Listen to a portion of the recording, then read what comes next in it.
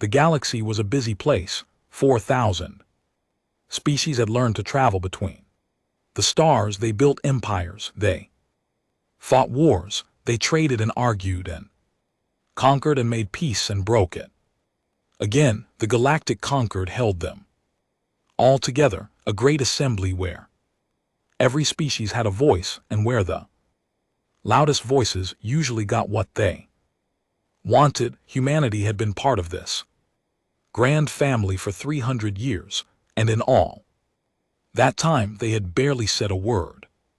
When the first human ship had appeared at the edge of known space, the galaxy had taken notice. They always did when a new species arrived. The scientists rushed to study them, the diplomats rushed to greet them, and the military minds rushed to measure them. What they found was interesting. Humans came from a world called Earth, a planet that the Galactic Biological Index classified as a Category 7 death world. This was not a kind classification. Earth was a planet of extremes. Its surface shifted and cracked with tectonic violence. Its weather could swing from burning heat to freezing cold within hours.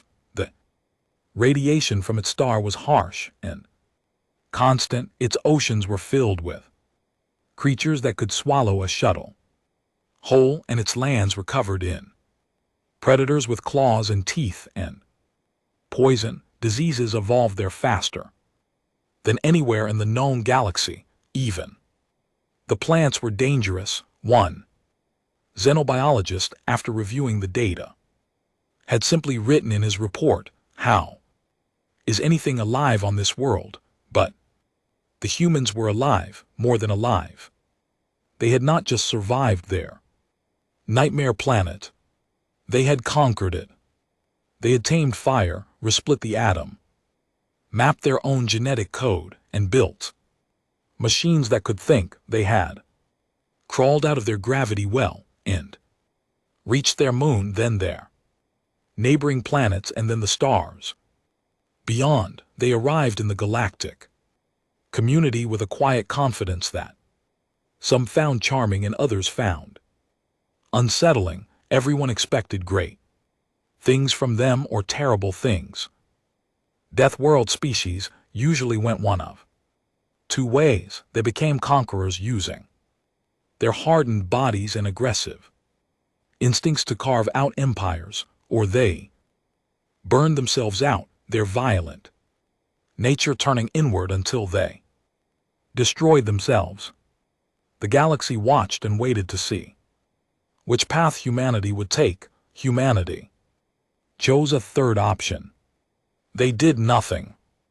They claimed 12 star systems on the outer rim of the galaxy. It was a modest territory far from the centers of power, bordering a region called the Dead Expanse where old civilizations had gone to die. Nobody else wanted those systems. The hyperspace routes were tricky. The planets needed heavy terraforming, and the neighborhood was, to put it politely, undesirable. The other species shrugged and let the humans have it. Then the humans settled in. They built their colonies. They established their trade routes. They sent polite ambassadors to the conquered, who smiled and nodded and voted on minor resolutions and never made a fuss. They traded fairly. They honored their agreements. They were by all accounts perfectly pleasant neighbors, and that was it. Decades passed, then a century, then 2, then 3. In all that time, humanity never expanded beyond their original 12 systems. They never built a great fleet, and they never joined a military alliance. They never threatened anyone. They never even raised their voice in the conquered chambers. When border disputes arose near their territory, they simply adjusted their routes and avoided the trouble. When larger empires tried to pressure them into defensive pacts, they politely declined when weapons dealers offered them the latest in military technology. They smiled and said they were not interested. The galaxy gradually stopped paying attention. It was not a sudden thing, it happened slowly. The way person stops noticing a quiet neighbor. Other louder events demanded attention. The Cregemini collapsed into civil war. The Morathani Data Collective discovered a new form of faster-than-light communication. The Solari Confederation fought a brutal border conflict with the Jorvan Republic, and these were big, dramatic events that filled the news feeds and consumed the attention of the conquered. Humanity, meanwhile, just sat in their 12 systems and did whatever it was they did. The opinions about them settled into a comfortable consensus. The humans were a minor species. Interesting biology, certainly. A death world origin made them physically impressive. They were stronger and more durable than most species, with remarkable endurance and an immune system that could fight off almost anything.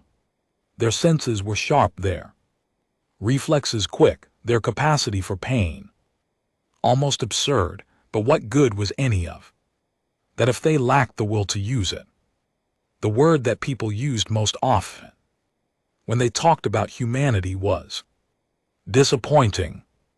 Here was a species forged in the fires of one of the harshest worlds in the galaxy, and they had turned out to be nothing more than quiet traders and polite diplomats. The death world had broken them, people said, beaten the fight out of them, made them so tired of struggle that they had simply given up on ambition. Some were less kind. They called the humans cowards, weaklings, hiding on the edge of the galaxy, too afraid to compete with real civilizations. The jokes were common in the halls of power. How many humans does it take to win a war? No one knows. They have never tried. This kind of humor was popular among the more aggressive species, the ones who measured worth in conquered territory and fleet size. Nobody wondered why a death world species might choose to be quiet. Nobody asked what they were doing behind their borders for 300 years. Nobody thought to question why a species that had survived Earth would be afraid of anything. Nobody except a few. Ambassador Rael Soren of the Bethari Dominion was not one of the few. He was in fact exactly the kind of person who had already made up his mind and saw no reason to change it. The Bethari were a proud species, tall and powerful, with bodies that blended the features of birds and reptiles. They had scales that shimmered like oil on water, wings that had evolved into powerful arms, and eyes like golden coins that could see in spectrums other species could not. They were ancient. Their empire stretched back 6,000 years, and they had spent most of that time doing what they did best, which was conquering things. The Bethari Dominion controlled 900 star systems. Their fleet numbered 42,000 warships. They had crushed 19 species into vassal states, absorbing their worlds and their resources and their labor into the ever-growing machine of the Dominion. They were, by any reasonable measure, one of the three most powerful civilizations in the galaxy, and Ambassador Soren was very aware of this. He had spent 2 years studying humanity for the Dominion's War Council, not because anyone was particularly worried about humans, but because those 12 human systems sat on top of 3 hyperspace junctions that the Dominion wanted, and the rare minerals in their asteroid belts were worth a fortune. The Dominion had been eyeing human space for decades. Soren's job was to assess the risk. His report was thorough, confident, and completely wrong. Humanity presents a negligible military threat, he wrote. Honey, there. Fleet numbers fewer than 200 vessels. Primarily patrol craft and light escorts. They possess no orbital fortifications beyond standard civilian defense platforms. Their ground forces are estimated at fewer than 500,000. Active personnel organized in a purely defensive posture. They have no history of military aggression, no military alliances, and no apparent capacity for sustained warfare. Their economy, while stable, is modest in scale compared to any major conquered power. In summary, the acquisition of human territory would present minimal resistance and could be accomplished within a standard campaign cycle. He delivered this report to the War Council personally, standing tall and proud in the great stone chamber where the Dominion's military leaders gathered. The room was vast and carved from the volcanic rock of the Vithari home world, lit by fires that burned in ancient stone braziers. Around the long table sat the warlords, each one a commander of thousands of ships and millions of soldiers. At the head of the table sat Supreme Warlord Korth Tyne. Korth was old, very old even by Vithari standards. His scales had darkened to a deep bronze with age, and the scars of 100 battles marked his body like a map of violence. One of his golden eyes was artificial, the original lost in a war that most people had forgotten. He had led the Dominion's military for over 80 years, and in that time he had never lost a campaign. He was brilliant, ruthless, and utterly certain of his own superiority. He listened to Soren's report with the patience of a predator watching prey, cueing their response to diplomatic pressure. Korth asked. His voice was deep and rough like stones grinding together. Historically they yield, Soren replied. In every border dispute, every trade disagreement, they have chosen to compromise or retreat rather than escalate. They are fundamentally conflict-averse. Corvette nodded slowly. He looked around the table at his warlords. He saw what he expected to see: eagerness, hunger. The Dominion had been at peace for too long, and the warlords were restless. Then it is decided, Korth said. We will send the Declaration of Supremacy. The humans will have one solar cycle to surrender their systems and accept vassalage. If they refuse, we take what we want. Warlords struck their fists against the table in approval. The sound echoed through the stone chamber like war drums. For 2 days later, the Declaration of Supremacy arrived at humanity's diplomatic station on the neutral world of Thessar Point. It was a formal document written in the ancient Vatari legal tradition, and it said in very polite and elaborate language that the Vithari Dominion claimed ownership of all 12 human star systems, all resources within them, and all infrastructure built upon them. Humanity was given 2 choices: surrender everything and become the 20th vassal species of the Dominion, or refuse and face the full military might of the most powerful war machine in the galaxy. The document was received by Ambassador Eros. Ara was 63 years old. She was not physically imposing. She was average height, lean, with gray-streaked dark hair that she kept in a simple style.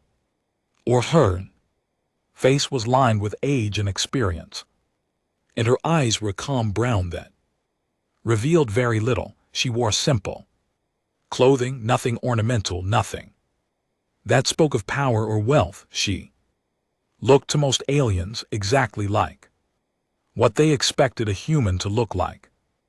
Unremarkable, but there was something about her that made certain people uncomfortable. It was hard to define. It was in the way she listened with a stillness that went deeper than patience. It was in the way she smiled, warm and genuine, yet somehow suggesting that she knew things you did not. It was in the way she moved through the diplomatic world without ever seeming rushed or worried or afraid.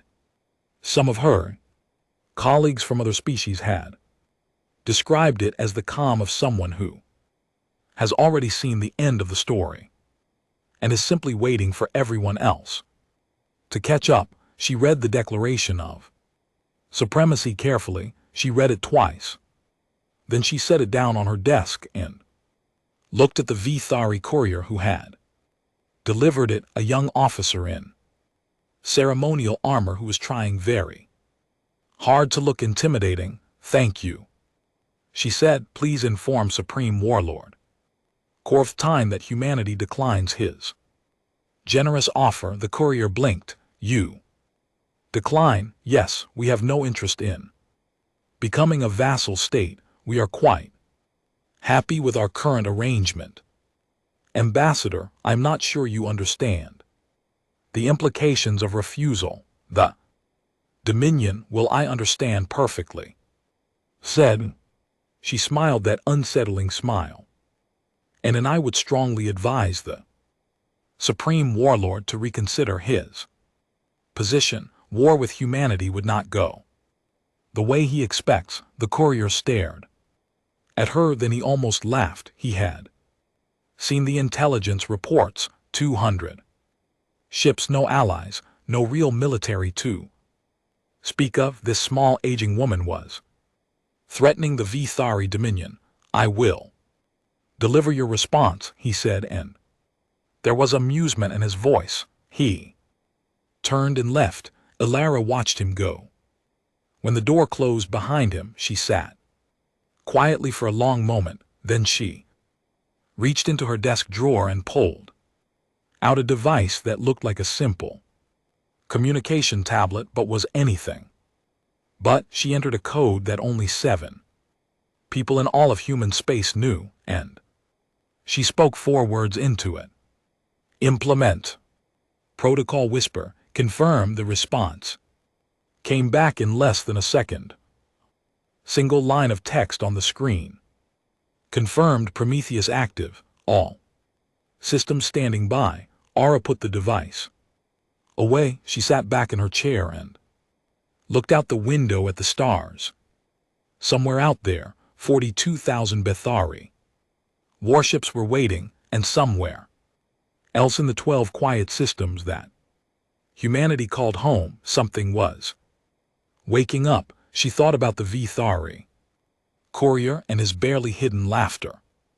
She thought about the 300 years of jokes and dismissals and casual contempt that humanity had endured with a smile. She thought about the word coward and the word weak and all the other words that the galaxy had used to describe her people. And then she thought about what was going to happen when the galaxy learned the truth. She felt no anger, no excitement, no triumph. She felt only a deep for heavy sadness, because she knew that once the truth came out, there was no putting it back. 300 years of carefully maintained peace, 300 years of being underestimated, 300 years of choosing silence over spectacle and patience over pride. All of it was about to end. The galaxy was about to discover what a Deathworld species really looked like when it stopped being quiet, far away on the other side of human space, deep beneath the surface of Earth, in a facility that did not appear on any galactic registry, that was not visible to any satellite or scanner, that existed in no database and on no map. A single red light changed from dormant to Active, it was a small light it sat on.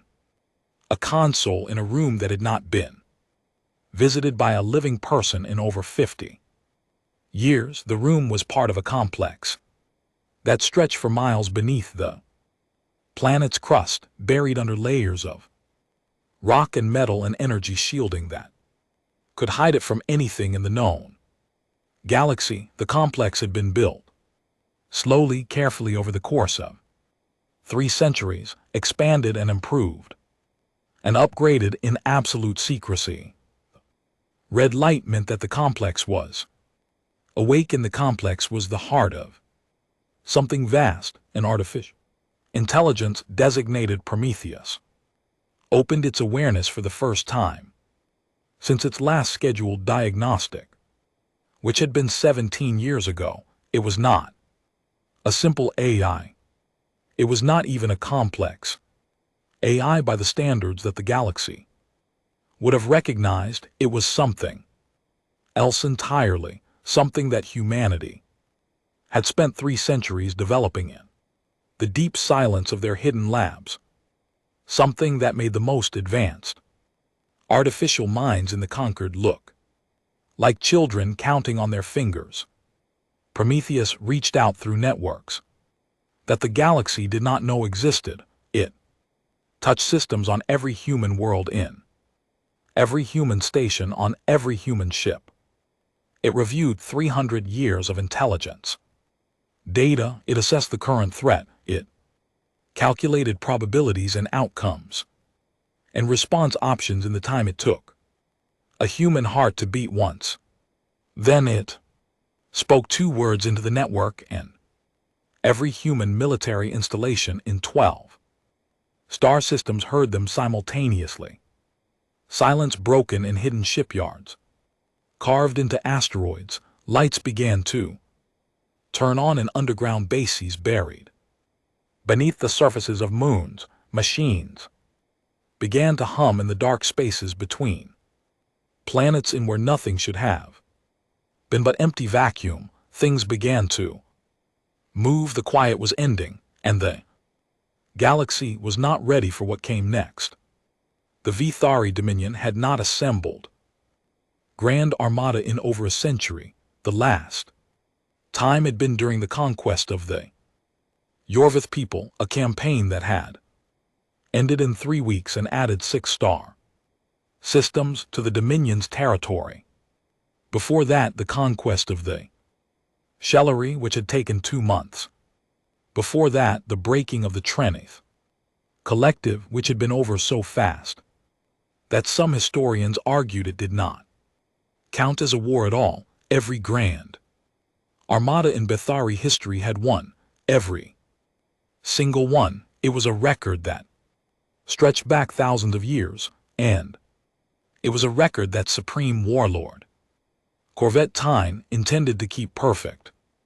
If 15,000 warships gathered at the Vithari staging point, a massive orbital station called the Iron Fist that hung above one of the Dominion's fortress worlds near the border of human space.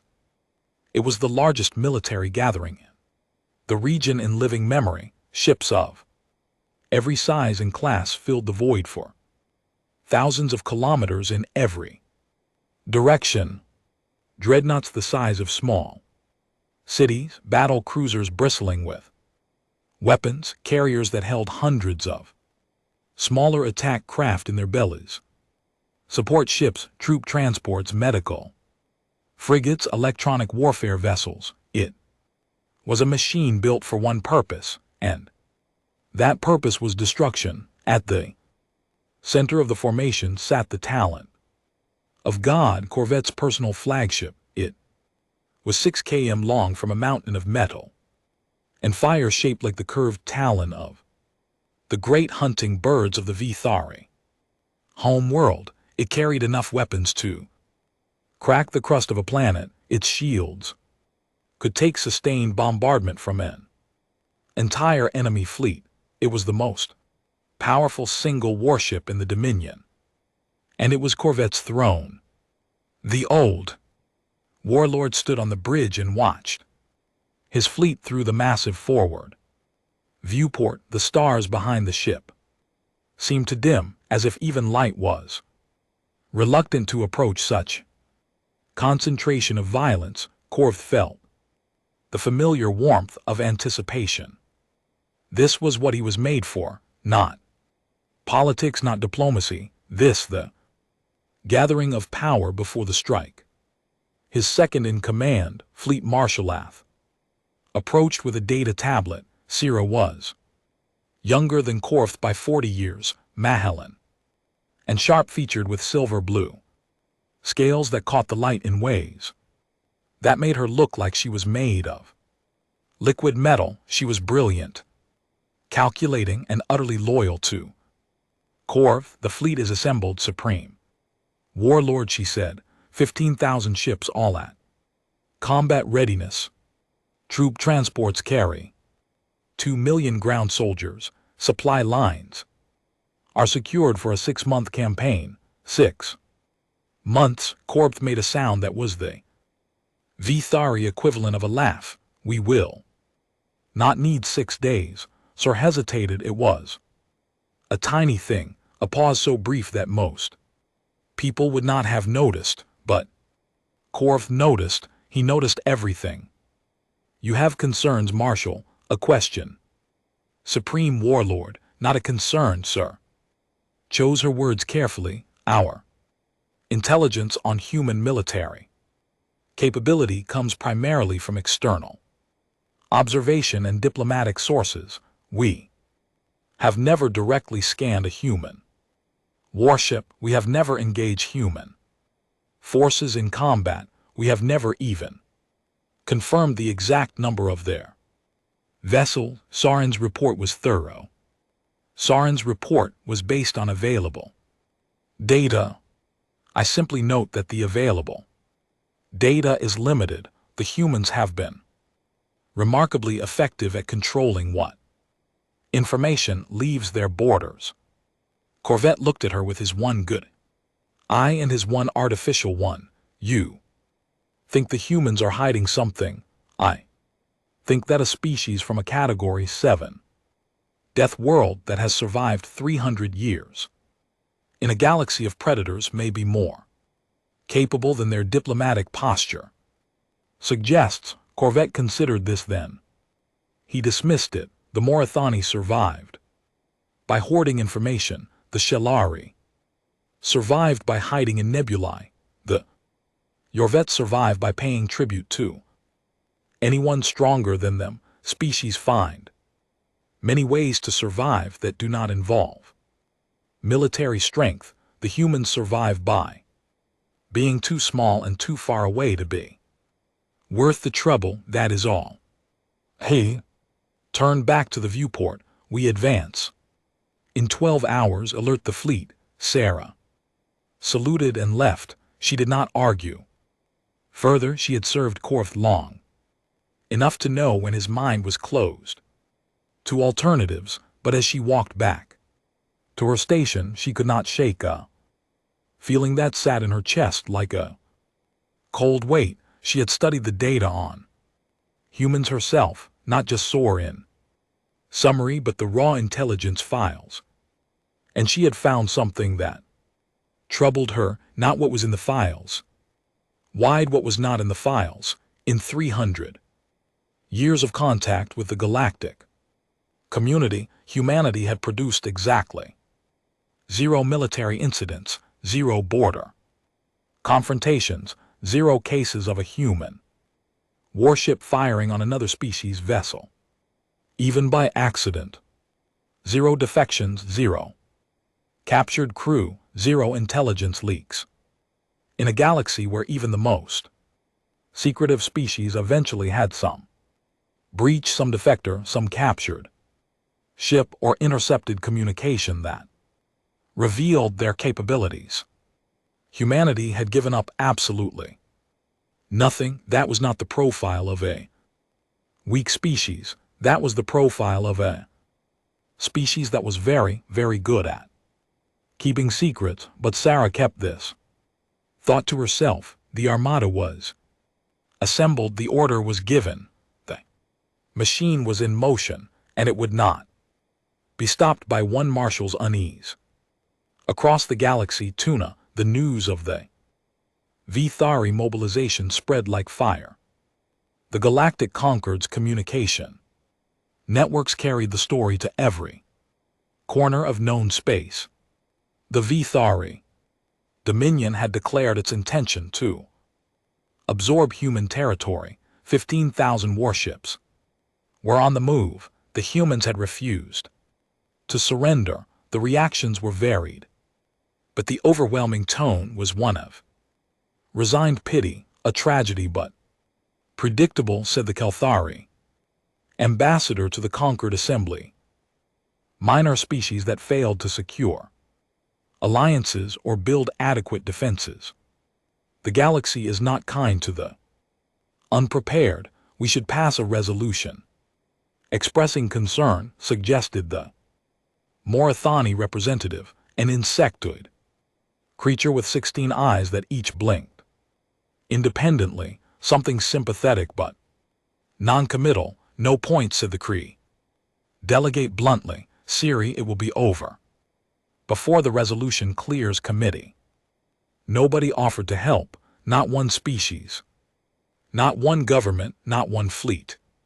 Humanity had spent 300 years being quiet and polite, and the result was that when the wolves came to their door, they stood alone, or rather almost nobody offered to help. A handful of voices spoke up and they were all ignored. The loudest of these voices belonged to Dr. Lissith Kale. Lissith was a Morathani, one of the insectoid data scholars that her species was famous for. She was old, even by Morathani standards. Her kitten faded to a dusty gray, her compound eyes clouded at the edges. She walked with a slight limp from an injury decades past. She was by all appearances a harmless academic. She had spent 40 years of her life studying a single subject, humanity, and it had begun as a minor research project. Young Lissith had been assigned to catalog the trade patterns of newly contacted species, and humanity had been one of dozens in her data set. But something about the humans had caught her attention and refused to let go. It was the inconsistencies, the gaps, the places where the data should have been but was not. Over 4 decades she had assembled the most comprehensive external analysis of human civilization that existed outside of human space itself, and the more she learned, the more frightened she became. She requested an emergency session with the Concord's Intelligence Oversight Committee. They granted her 15 minutes, which was 5 more than she expected. So she stood before a panel of board intelligence officials from 6 species and presented her findings with the urgency of someone trying to warn a city about a coming flood. The standard assessment of human military capability is based on a fundamental error, she began. We have assumed that because we cannot see their military strength, it does not exist. This is like assuming the ocean is shallow because you cannot see the bottom. She displayed her data. 40 years of observations, correlations, and analyses. First, the human fleet. We estimate 200 vessels based on what we have observed entering and leaving human space through standard hyperspace routes, but human space is surrounded by censored dead zones that they claim are natural interference from unusual hyperspace topology.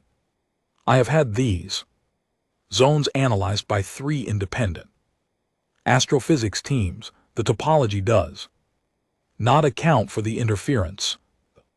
Zones are artificial. The humans are actively blocking our ability to see inside their borders. The committee shifted in their seats. Bored expressions became slightly less bored.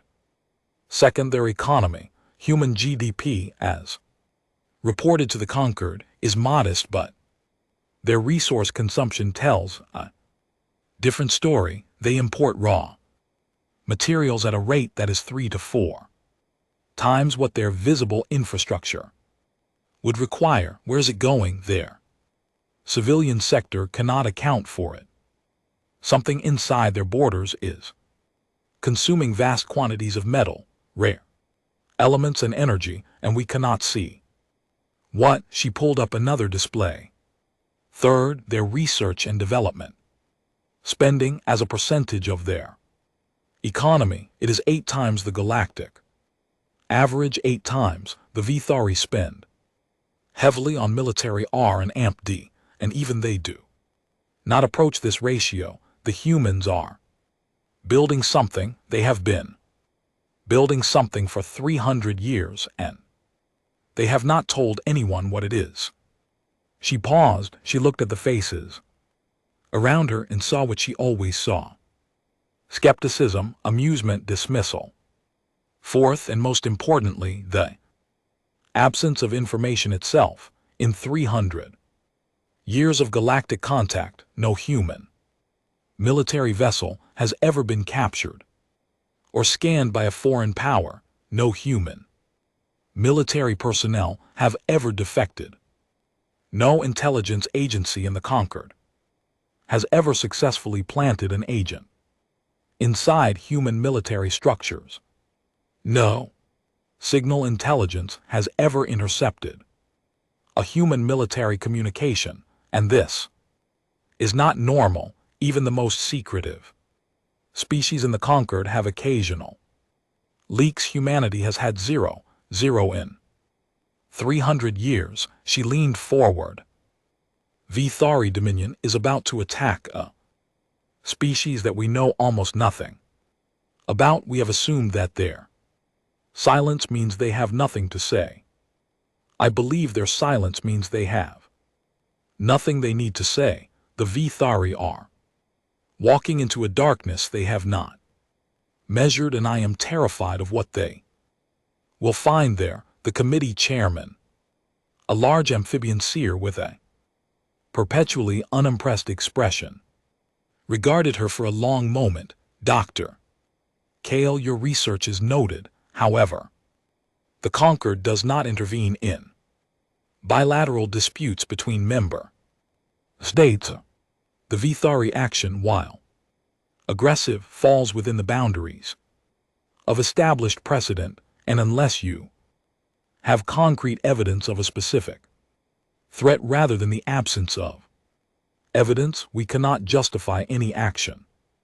Lissith stared at him. The absence of evidence is the evidence. That is my entire point. 15 minutes are up, Doctor. Thank you for your time. Lisa left the chamber with the slow, heavy steps of someone who has done everything they could and knows it was not enough. Her research assistant, a young Morathani named Orithi, was waiting for her in the corridor. They did not listen. Orthace, though the answer was obvious. They never listen, Lissa said, not until it is too late. Meanwhile, inside human space, something remarkable was happening across all 12 star systems on every colony, world, and orbital station. Civilian populations were moving, not fleeing, not panicking, moving, and there was a difference on the colony world of New Geneva and the Corvin system, which was the outermost human settlement and would be the first target of the Vithari advance. The evacuation was a masterwork of organization. Families walked in orderly lines to underground shelters that had been built into the planet's crust. Schools released children in scheduled groups, each with assigned adult escorts who led them to designated safe zones. Hospitals transferred patients to hardened underground medical facilities that, until today, had been sealed and listed as geological survey stations in public records. There was no confusion, no Arguments, no traffic jams of people trying to flee. Every person seemed to know exactly where to go and what to do. They carried pre-packed emergency bags that looked like they had been sitting in closets ready and waiting. Children did not cry, parents did not shout. People moved with the calm efficiency of a drill that had been practiced many times, because it had been. Every human child from the age of 5 participated in what the schools called safety exercises. They were presented as routine, like fire drills on old Earth. Go here, bring this, follow these steps. The children did not know that these exercises were based on detailed military contingency plans. They did not know that the shelters they practiced entering could withstand orbital bombardment. They did not know that the geological survey stations were actually underground cities capable of sustaining entire populations for years. Their parents knew, and their parents had been waiting patiently and quietly for 300 years as the last civilians disappeared underground and the cities on the surface emptied. A different kind of movement began on military bases that officially did not exist, in hangars that were not on any map, personnel who the galactic community did not know about reported to stations they had trained their entire lives to fill. Uniforms that had never been seen by alien eyes were put on. Weapons that had never been fired in anger were checked and loaded. Ships that the galaxy did not know existed began their power-up sequences, and the deep hum of their engines was felt in the bones of everyone nearby. Humanity was getting ready, and it was the quietest, most organized preparation for war the galaxy had never seen. 2 hours before the Vithari Armada crossed into the first human system, Ambassador Arvas sat alone in her office on the Sierra Point. The station was almost empty now. The human staff had been evacuated in the last week, quietly and without fuss. R was the last one left. She had one final task. She opened a communication channel, not to the Vatari, not to the conquered, to the galaxy. She broadcast on every open frequency, every news channel, every diplomatic circuit. She wanted everyone to hear this. Her face appeared on screens across known space.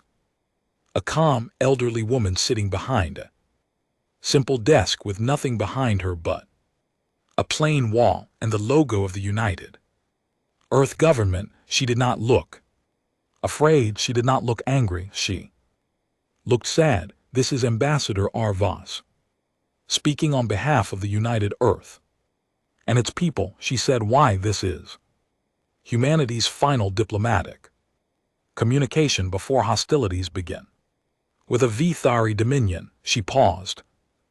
Galaxy watched. We want the record to show the following. Humanity did not seek this war. In 300 years of membership in the Galactic Concord, we have claimed no territory beyond our original 12 systems. We have attacked no one. We have threatened no one. We have honored every treaty, every trade agreement, and every diplomatic commitment we have made. We have been peaceful neighbors and honest partners. She looked directly into the camera, and for a moment her eyes held something that was hard to name. It was not anger. It was not fear. It was something deeper, something old and heavy, like the look of a parent watching a child reach for a flame. The Vithari Dominion has chosen to declare war on us. They have demanded our surrender. They have assembled a fleet to take our worlds by force. We have refused their demands. We have advised them clearly and directly that this course of action will not end the way they expect they have. Disregarded our advice, she folded her hands on the desk, so let the record show this: we sought no war.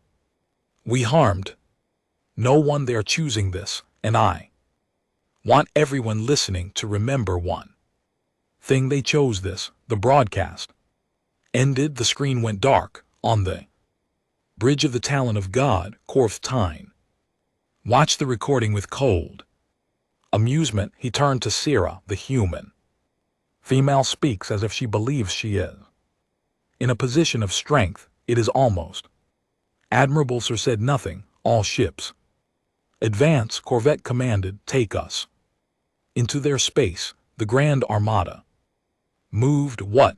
15,000 warships crossed the invisible line that marked the edge of human territory, and in doing so crossed another line that they could not see and did not know existed.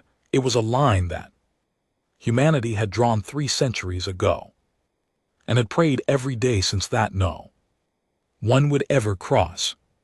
As the fleet entered the first human system, something happened. Every sensor on every ship in the Bethari Armada glitched simultaneously. Screens flickered, data feeds scrambled, navigation system stuttered. It lasted exactly 0.3 seconds, and then everything returned to normal. A tiny hiccup, a minor anomaly. The sensor officers reported it up the chain of command. Electronic warfare probes, they said. Standard stuff. The humans were testing their defenses. Nothing to worry about. Korth dismissed it with a wave of his hand. He did not know that in those 0.3 seconds, an intelligence vastly beyond anything the galaxy had ever created had reached into his fleet, like a hand reaching into a box of toys. Prometheus had not merely scanned the Bethari ships, it had mapped them. Every vessel from the smallest fighter to the talon of God itself, shield frequencies, reactor outputs, weapon systems, ammunition stores, whole compositions, structural weak points, communication, encryption keys, crew complements, crew positions, and the individual neural signatures of every commanding officer in the fleet. In 0.3 seconds, Prometheus knew the Bethari Armada better than the Bethari knew themselves, and now it was calculating, running simulations, testing strategies, evaluating 1,000,000 possible battles, and selecting the optimal approach for each one. It shared its conclusions with the human commanders waiting in the dark, hidden places throughout the 12 systems, and those commanders looked at the data and nodded and began to position their forces. The trap was being set, and the Bethari were walking into it with the confidence of a predator that has never met anything more dangerous than itself. They were about to learn what it meant to be wrong about that. The Corbin system was not much to look at. Mid-sized yellow star, 6 planets, 2 of them rocky, the rest gas giants. The second planet, New Geneva, was humanity's outermost colony. It had been terraformed over 2 centuries into a green and pleasant world of rolling hills, clean rivers, and modest cities. About 12 million people had lived there as recently as a week ago. Now the surface was dark and silent. When the city stood empty, the lights were off. From orbit, the planet looked abandoned. Warlord Korth Tyne brought his vanguard into the system with the casual confidence of a man walking into his own house. 3,000 warships spread across the system in a standard conquest formation. Sensors sweeping, weapons hot, ready for anything. What they found was almost nothing. 37 ships, that was all. 37. Small black vessels holding position in a loose formation near the system star. They were sleek things built along lines that the Vithari tactical analysts did not recognize, with smooth hulls that reflected almost no light. They had no visible weapon ports, no sensor arrays, no engine to cells. They looked less like warships and more like shadows given form. In the bridge of the Talon of God went quiet when the count was confirmed. 37, sir, reading the sensor data.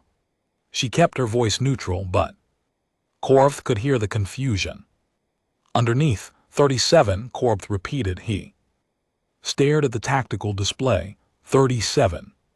Ships against 3,000. It was not even a battle, it was a formality.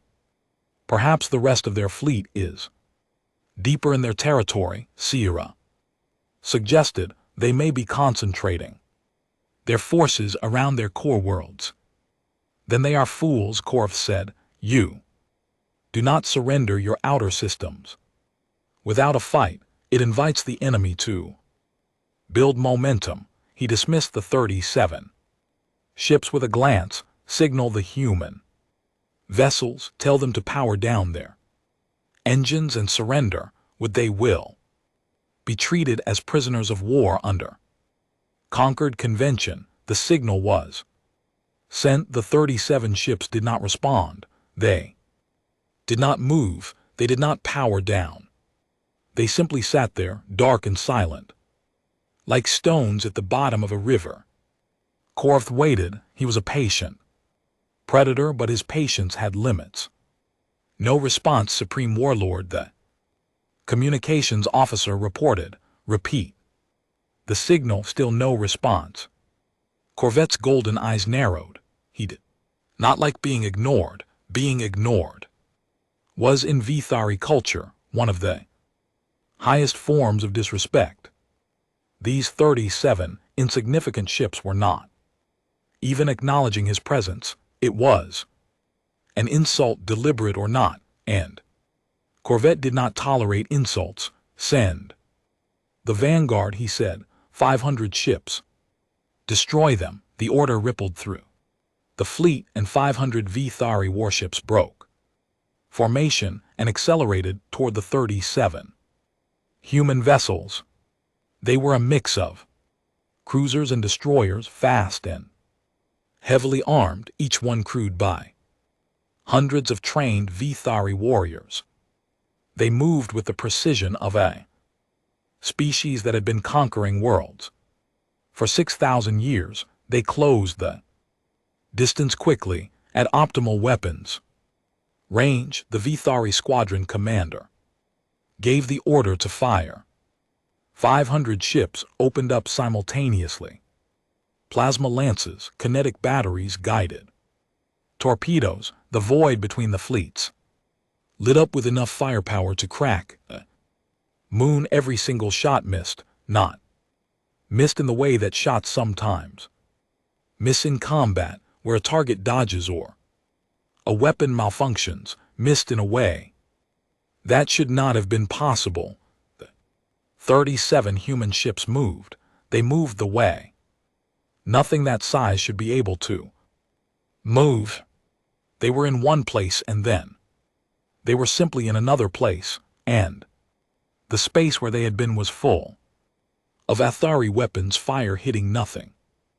The acceleration readings on the Vithari sensors made no sense. The numbers were wrong. They had to be wrong, because if they were right, the forces involved would have turned any crew inside those ships into a thin paste on the back wall. But the ships kept moving, kept dodging, kept being somewhere other than where the weapons were. Then the human ships fired back. There were no warning shots, no dramatic exchanges of broadsides, no slow escalation. One moment the 37 ships were dancing through the Vithari fire like leaves in a wind, and the next moment they attacked. Either weapons they used were not like anything in the galactic catalog. Kinetic, Projectiles, yes, but accelerated too. Speeds that the Vithari had considered theoretically impossible for shipborne weapons. The slugs hit at a significant fraction of the speed of light, and when they struck Vithari shields, they did not splash against them or dissipate their energy over the shield's surface the way normal kinetic rounds did. They went through clean through as if the shields were not there at all. Directed energy weapons followed beams of focus destruction that struck with surgical precision, each one tuned to a frequency that perfectly matched the harmonic resonance of Vithari shield technology. But it was as if someone had been given the exact specifications of every Vithari shield generator and had built weapons specifically designed to ignore them, which of course was exactly what had happened. Prometheus had cracked their shield frequencies in those 0.3 seconds, and now every human weapon in the system was calibrated to slip through Vithari defenses like a key into a lock. The 500 Vithari warships began to die. It was fast. It was not dramatic. There were no great explosions, no lingering death throes, no ships limping away, trailing fire. The human weapons hit, and the Vithari ships ceased to exist. One moment they were there, proud and powerful and full of living beings. The next moment they were expanding clouds of superheated gas and tumbling fragments of metal. The battle, if it could be called a battle, only lasted 4 minutes. When it was over, the 37 human ships returned to their original positions and went still again, dark and silent, waiting.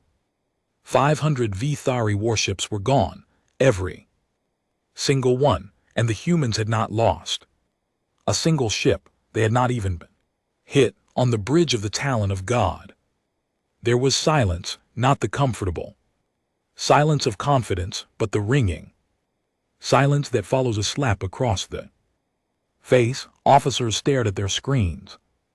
Data analysts ran and reran their numbers, hoping to find an error. Weapons specialists reviewed the combat footage frame by frame, trying to understand what they had just seen. Corvette Tyne stood very still. His face was unreadable, his hands resting on the railing of his command platform, gripped the metal hard enough that his claws left marks. The Seraph approached him carefully. Supreme Warlord, 500 ships destroyed, 0 enemy casualties. Their weapons penetrated our shields with no resistance. Their maneuverability exceeds anything in our tactical database. The Vanguard engagement is a total loss. Korv said nothing for a long moment, then he spoke, and his voice was steady. A trick, electronic warfare. They spoofed our sensors, confused our targeting. They were lucky, and they exploited a momentary advantage. It will not work a second time. He straightened. Send 3,000 ships, full assault formation, overwhelming force. I want those 37 ships turned to dust, sir. Hesitated Supreme Warlord. Perhaps we should.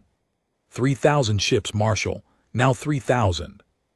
Vithari warships surged forward. This time they came in a tight combat sphere, overlapping their shields, coordinating their fire patterns, leaving no gaps for the human ships to exploit. It was a formation designed for exactly this kind of engagement, where a small enemy force tried to use speed and trickery against a larger fleet. The Vithari had used it 100 times before. It always worked. The 37 human ships did something unexpected. They turned and ran. They accelerated away from the advancing Vithari fleet, heading toward the system's largest gas giant, a massive planet of swirling orange and brown clouds that the humans had named Jotunheim. Korth watched the retreat with grim satisfaction. They run. As expected, pursue them. Do not let them escape into hyperspace. The 3,000 Vari ships gave chase. They were fast, but the human ships were faster on them, maintaining a gap that was just large enough to stay out of weapons range, but just small enough to keep the Vithari interested. It was like a game, and Korth knew it. The humans were trying to draw them out, to stretch the formation, to create an opportunity. He would not fall for it. He kept his formation tight and followed at a steady pace. The human ships could not run forever. Eventually they would have to stand and fight or abandon the system entirely. Either way, Korth would have his victory. The chase led them to Jotunheim. The gas giant filled the viewport, enormous and ancient, its atmosphere a churning sea of storms and clouds. The 37 human ships dove toward the planet and then curved around it, using its gravity to accelerate into a slingshot trajectory that brought them back toward the Vithari fleet at incredible speed. It was a standard combat maneuver, bold but nothing revolutionary. Korth adjusted his formation to meet the incoming ships and prepared to fire.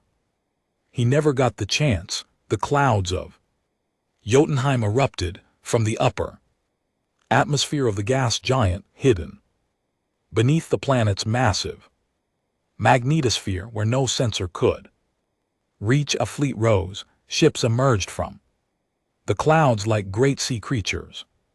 Surfacing from deep water, they came in waves, one after another, and they kept coming. Dreadnoughts, carriers, heavy cruisers, battleships, ship classes that the galactic catalog did not contain, built along designs that no one had ever seen, bristling with weapons that no one could identify. They were black like the first 37, their hulls absorbing light rather than reflecting it. They rose from the clouds of Jotunheim in a vast formation that unfolded like the petals of some terrible flower, and the sheer number of them made the Vithari sensor stutter and recalculate. 600 ships, 600 warships that had been sitting in the upper atmosphere of a gas giant, completely invisible, waiting for the Vithari to walk into exactly the right position, waiting for the 37 ships to lead them there like a matador leading a bull. The trap snapped shut.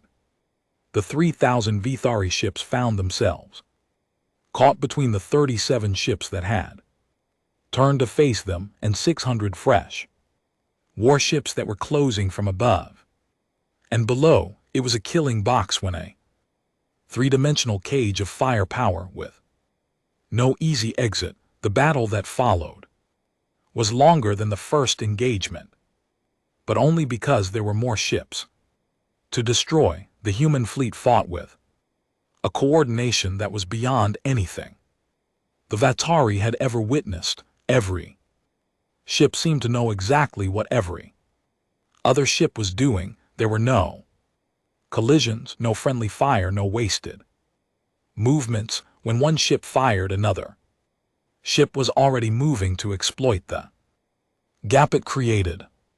When a Vatari vessel tried to concentrate fire on a single human target, 3 other human ships would converge on the attacker from different angles. It was less like watching a fleet action and more like watching a single organism with 637 bodies, because that was, in a sense, exactly what it was. Prometheus was coordinating every ship in the human fleet simultaneously, processing the battle in real time, adjusting tactics second by second, exploiting every weakness the moment it appeared. The human crews handled their individual ships, but Prometheus handled the battle, and Prometheus did not make mistakes. The Vithari fought bravely.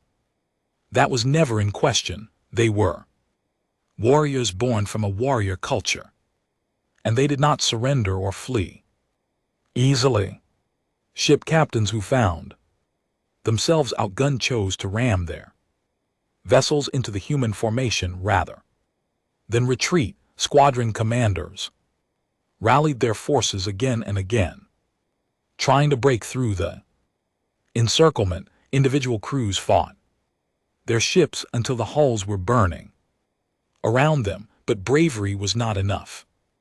Not against this, not against an enemy that knew exactly where every Vithari shield was weakest, where every reactor was most vulnerable, where every ammunition store was one well-placed shot away from detonation. Not against an enemy that moved with the speed of thought and struck with the precision of a surgeon. 2 hours after the gas giant ambush, it was over. The Corvin system was littered with the wreckage of 3,500 Vithari warships.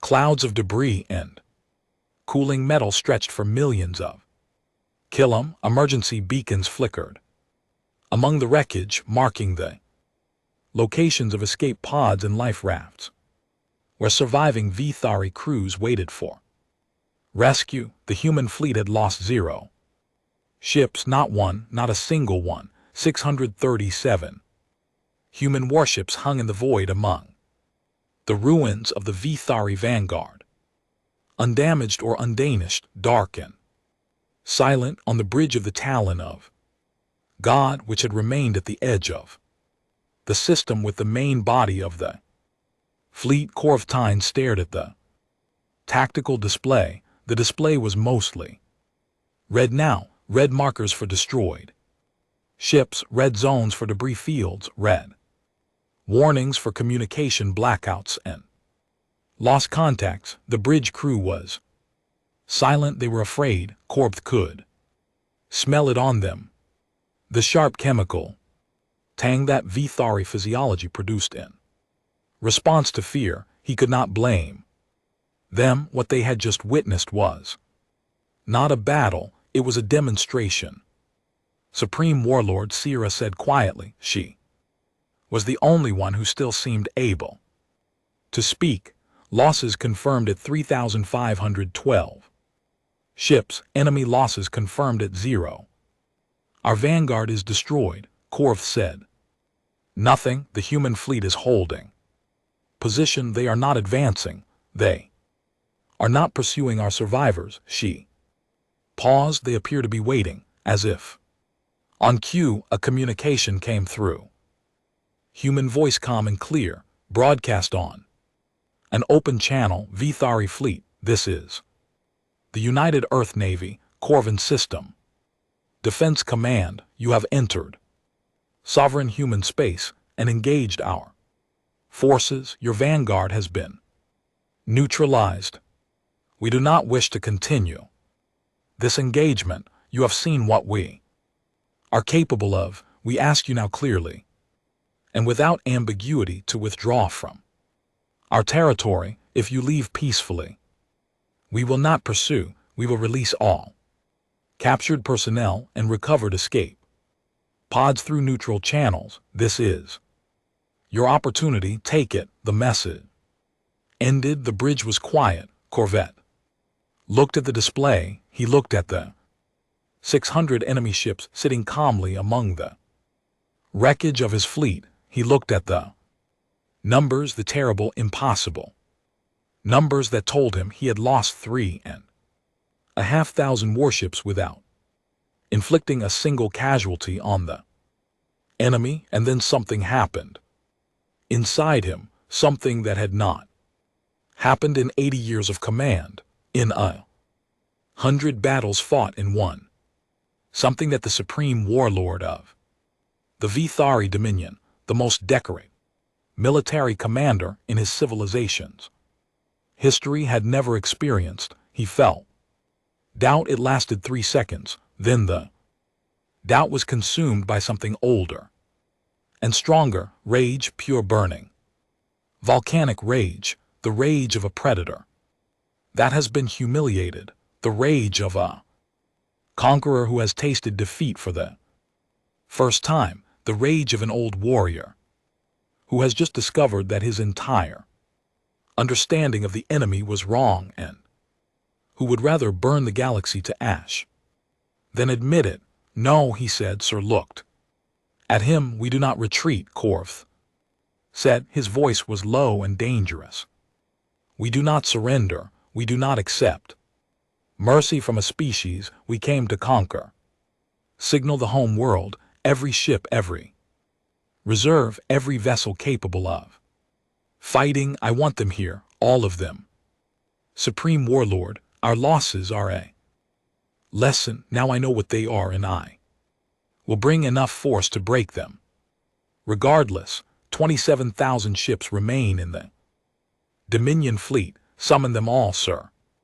Stared at him. She wanted to argue. She wanted to tell him that what they had seen today suggested that 27,000 ships might not be enough. She wanted to tell him that the 600 ships in this system might be a fraction of what humanity had hidden across 12 star systems. She wanted to ask him the question that was burning in her mind. If this was what the humans had in one system, what was waiting for them in the other 11? But she was Vithari, and the Vithari did not question their supreme warlord. She gave the order across the galaxy. Dr. Lissith Kyle sat in her research office on the Marathoni home world and watched the battle data that was being leaked from Vithari communication channels. Her compound eyes processed the information with the speed of her species, and with each new piece of data, her fear deepened. Her assistant Orthy stood behind her watching the same feeds. 600 ships, Orthy whispered, hidden in a gas giant's atmosphere. And how long were they there? Long enough to be invisible when the Vithari scanned the system. Before their advance, Lissith replied. They were waiting. This was planned. Every moment of this battle was planned. The Vithari are calling for reinforcements, their entire remaining fleet. Lissith closed her eyes. Yes. And it will not matter. How can you know that? Lith turned to look at her young assistant. Her old eyes held a weight that came from 40 years of studying an enigma that the galaxy had dismissed as boring because those 600 ships came from one system, she said. One system out of 12, and the humans have been building in secret for 300 years. She turned back to her screens. The Vithari are going to bring everything they have, and it will not be enough. Nothing will be enough. The galaxy has made a terrible mistake, Orthy. We looked at the humans, and we saw what we wanted to see. A quiet species, a harmless species, a species that was not worth worrying about. She pulled up a map of human space, 12 star systems, 12 little dots on the edge of the galaxy. The map that everyone had looked at and seen weakness. We should have asked ourselves a question, she said. We should have asked why a death world species, a species born in violence and hardened by suffering, a species that survived everything their planet could throw at them and then climbed out of its gravity while on rockets made of controlled explosions. Why such a species would choose to be quiet? We assumed they were broken. We assumed they were afraid. She looked at the map, at those 12 little dots that suddenly seemed much larger than before. They were not afraid. They were patient, and now their patience is over. Far away across the void of space, human trade ships and diplomatic staff on foreign worlds were packing up their offices in conquered stations and neutral ports and alien capitals across the galaxy, humans were calmly and quietly closing their operations and heading home. No announcements, no explanations, just a steady, organized withdrawal of every human presence outside of their own borders. It was the final warning, a warning that the galaxy did not understand until it was too late. The humans were clearing the board, and the real war had not even started yet. It took the Vithari Dominion 11 days to assemble its full military strength. 11 days of ships streaming in from 900 star systems, from border garrisons and patrol routes and training stations, and reserve berths converging on the staging point at the edge of human space. It was the total mobilization of one of the galaxy's greatest military powers, and it was a thing of terrible beauty. 27,000 fresh warships joined the 11,000 survivors of the Corbin system disaster. 38,000 warships in total. The number was almost beyond comprehension. When the fleet held formation, it stretched across a volume of space larger than most solar systems. The combined firepower of the assembled ships could, in theory, sterilize an entire planet. Ours, it was the largest concentration of military force the galaxy had seen in over 1,000 years. Corvthine stood on the bridge of the Talon of God and surveyed his armada. He had not slept well in the 11 days since the Corvin system. The memory of those 600 black ships rising from the clouds of a gas giant played in his mind on a loop, and each time he saw it, the rage in his chest burned hotter. He had been surprised, he had been beaten, he had been offered mercy, which was worse than both. He would not be surprised again. His strategy was simple and overwhelming. He would split the 38,000 ships into 12 strike groups, one for each human star system. He would attack all 12 systems simultaneously, giving the humans no time to concentrate their forces. Even if every system contained 600 ships like the Corbin system had, that was only 7,200 warships total. None of his fleet outnumbered them more than 5 to 1.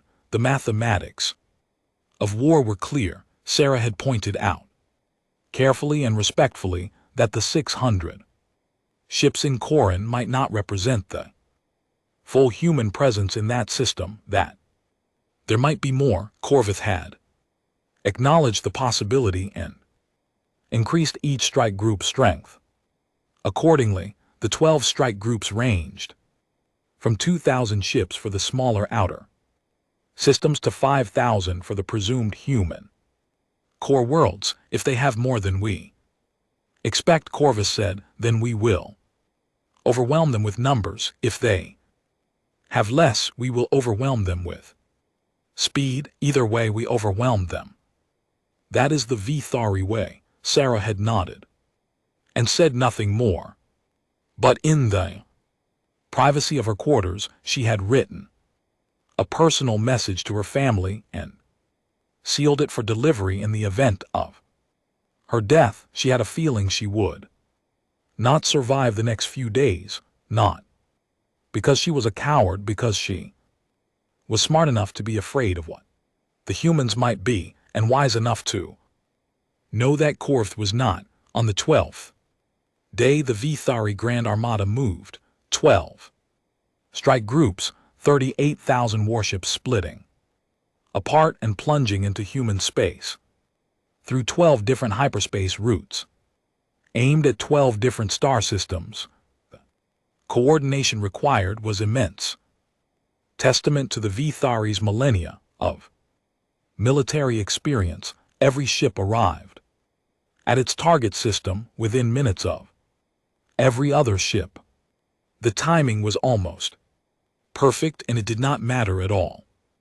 Because as the 12 Vari strike groups dropped out of hyperspace in 12 human star systems, Prometheus activated Protocol Fenris, and the galaxy changed forever. The censored dead zones around human space had never been natural. They were a curtain, a wall of engineered interference maintained by thousands of hidden satellites and relay stations that prevented anyone outside from seeing what was inside. For 300 years, the curtain had hidden what humanity was building. Now, with the enemy inside the walls, there was no more reason to hide. The curtain dropped, and every sensor in the Vithari fleet saw the truth at the same time. In the Corvin system, where Corb had sent a strike group of 3,000 ships expecting to face the same 600 vessels from before, the tactical displays lit up with contacts. No, not 600, not 1,000, not 2,000. The number kept climbing as hidden ships activated their systems and made themselves visible. Ships emerged from asteroid fields where they had been powered down and invisible. Ships rose from the surfaces of moons where they had been buried under camouflage netting and sensor-absorbing material. Ships detached from the dark sides of planets where they had hung in cold silence for months or years or decades. The Corvin system alone contained over 2,000 human warships, and Corbin was not special. In every system, the same thing was happening. The same terrible revelation was unfolding on the tactical displays of every Barthari commander. Human ships were everywhere. They had been everywhere all along, hidden in the dark spaces, the blind spots, the places no one thought to look because no one believed there was anything to find. The total human fleet strength when Prometheus finished activating every hidden asset across all 12 systems was over 18,000 purpose-built warships, not the 200 that the galaxy had believed, not the few thousand that the most generous estimates had allowed. 18,000 warships constructed in secret shipyards carved into asteroids, moons, and the hollow cores of barren planets over the course of 3 centuries. But the ships were only part of it. There were also the defense platforms, hundreds of thousands of them, small, automated weapon stations seated throughout every system like mines in a field. They were cheap, expendable, and packed with the same shield-penetrating weapons that had torn through the Vithari vanguard, and individually they were minor threats. Collectively they turned every cubic kilometer of human space into a shooting gallery. And then there were the weapons themselves. 3 centuries of research and development, funded at 8 times the galactic average, conducted in absolute secrecy, had produced technologies that the rest of the galaxy would not develop for generations. The skip drive was the most terrifying of these. It was a miniaturized hyperspace jump system that allowed a ship to make micro jumps within a battlefield, disappearing from one position and reappearing in another. In the time it took to blink, a human ship could be in front of you, and then it was behind you, and then it was beside you, and you were dead before your targeting computer could figure out where to aim. In 12 star systems, the 12 Vari strike groups faced the full weight of humanity's 300-year preparation for a war they had hoped would never come. And in 12 star systems, the same terrible, one-sided battle played out with only minor variations. The largest engagement was in the Sol system around Earth itself, where Corvette had sent his heaviest strike group of 5,000 ships The Vithari dropped out of hyperspace, expecting a fight. They got in. Apocalypse, 4,000 human warships were waiting for them, arranged in a formation that covered every approach to the inner system. At their center sat the largest ship any Vithari had ever seen, a dreadnought that made Corv's Talon of God look like a patrol boat. It was the USS Quiet Resolve, the flagship of the United Earth Navy when it was 3 times the size of anything in the Vithari fleet. The Quiet Resolve did not fire first. None of the human ships did. They waited. They gave the Vithari 5 minutes to assess the situation, to see the numbers, to understand what they were facing. Then they broadcast a message. The same message word for word that was being broadcast in all 12 systems. Simultaneously, Vithari forces, you are outnumbered and outgunned. Your fleet disposition, shield frequencies, and weapons capabilities are known to us in detail. We can destroy you. We are offering you the chance to withdraw. You have 5 minutes to begin a retreat to the system's hyperspace limit. If you withdraw, you will not be pursued. If you do not withdraw, we will engage with full force. There will be no further warnings. 5 minutes, an eternity in combat, long enough for every Vari commander to look at their tactical displays, see the thousands of contacts surrounding their fleet, and understand that the fight they had come looking for was not the fight they had found. In some systems, the Vithari strike group commanders were practical enough to see the truth and order an immediate retreat. Their ships turned and ran for the hyperspace limit, and true to their word, the human ships let them go. In those systems, there was no battle at all, but in most systems the Vithari were Vithari, warriors, conquerors, proud beyond reason and brave beyond sense. They looked at the human fleet and they charged. The battles were short. Human ships fought with the same terrifying coordination that had destroyed the Vanguard in the Corbin system, but on a vastly larger scale.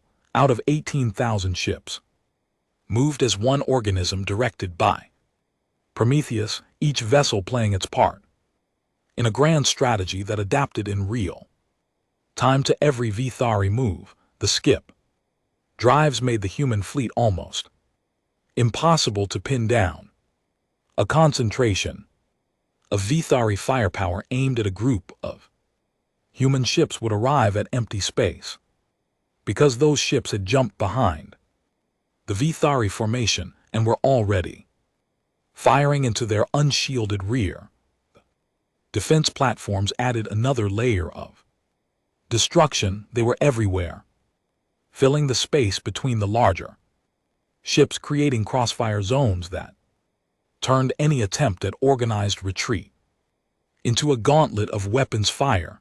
The Thari ships that broke formation to flee were picked apart by platforms that they could barely even see on their sensors. And through it all, one of the human ships displayed the same cold professionalism that they had shown at Corin. There was no fury in there. Fighting, no rage, no hatred, no blood lust. They fought the way a surgeon operates, with precision, with economy, with complete focus on the task at hand.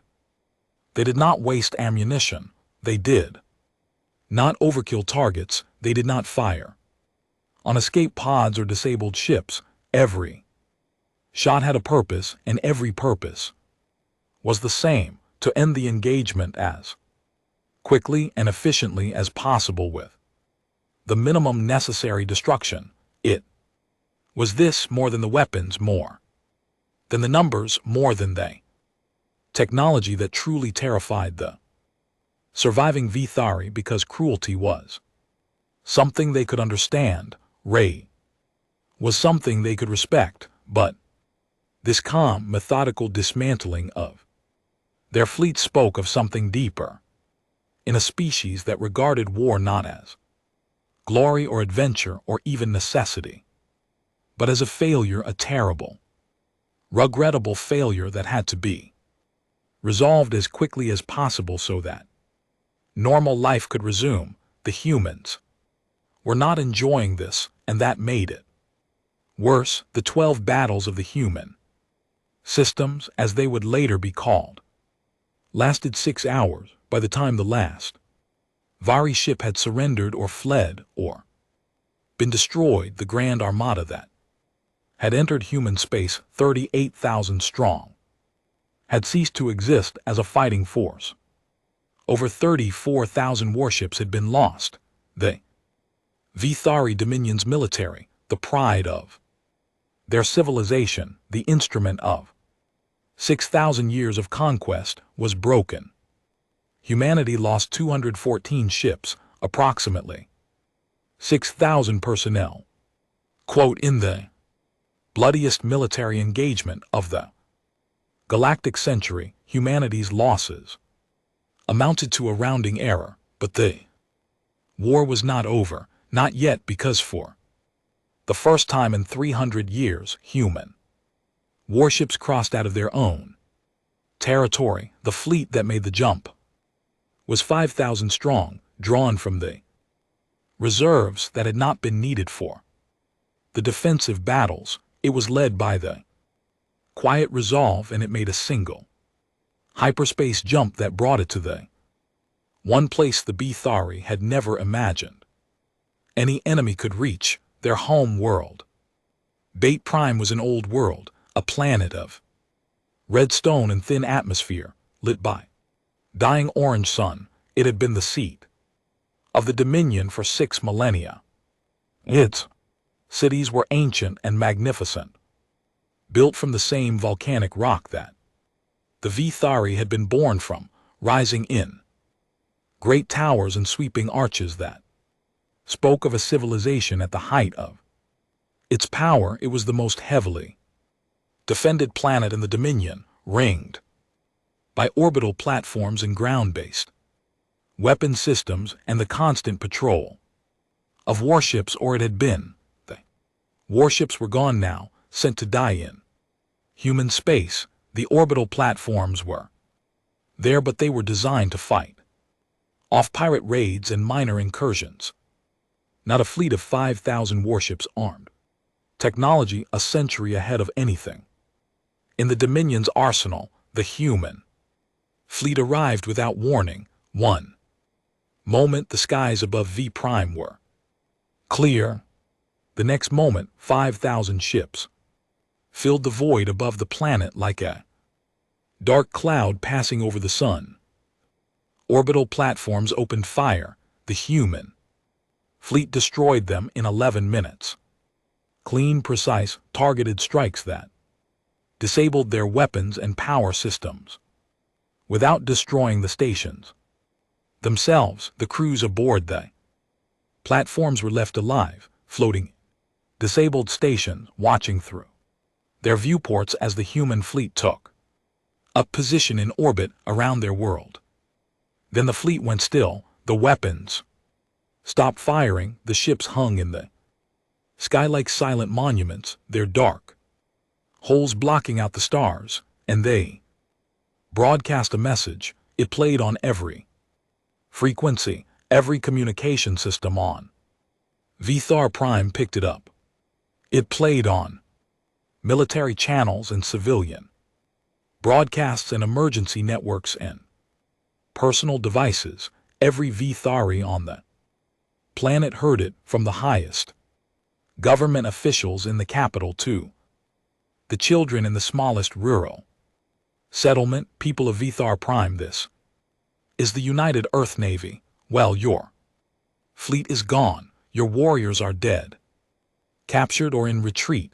We are above your world. We have the ability to destroy your civilization in a matter of hours. We will not do this. We are not conquerors. We are not destroyers. We are not what you tried to make us.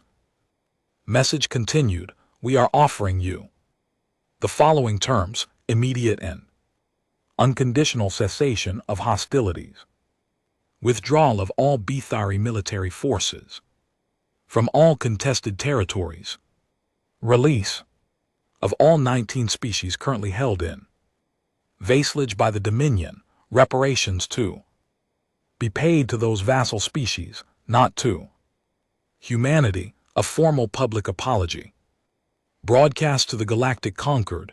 In return, your home world will not be touched, your civilization will not be dismantled, your people will not be harmed, your culture will continue, you will remain a sovereign nation within the conquered. A pause. You have one solar cycle to accept these terms. We will wait, and they did wait. 5,000 warships hung above a world of billions. And they did nothing. They did not fire. They did not threaten. They did not even move. They simply sat there, a silent demonstration of absolute power held absolute restraint across the galaxy. The galactic conquered erupted. The news of the 12 battles had spread within hours, carried by faster than light communication networks, and amplified by the sheer impossibility of what had happened. A minor species of 200 ships had revealed itself to be a military superpower of 18,000 warships and technology decades ahead of the galactic standard. The Vithari Dominion, when one of the 3 most powerful civilizations in the galaxy, had been defeated in a single day. Human warships were now orbiting the Vithari home world. Every government, every military, every intelligence agency in the conquered was running the same calculations and arriving at the same conclusion. Humanity was not merely strong. Humanity might be the single most powerful military force in the galaxy. They had been for years, maybe decades, maybe longer. And they had said nothing, done nothing, taken nothing. The conquered assembly convened an emergency session. The chamber, a vast circular hall that could seat representatives from 4,000 species, was full for the first time in years. Every seat was occupied. Every delegation was present. The noise was deafening. 1,000 alien voices shouting in 100 different languages, all of them asking the same questions. How did we not know? How did we miss this? What do we do now? Dr.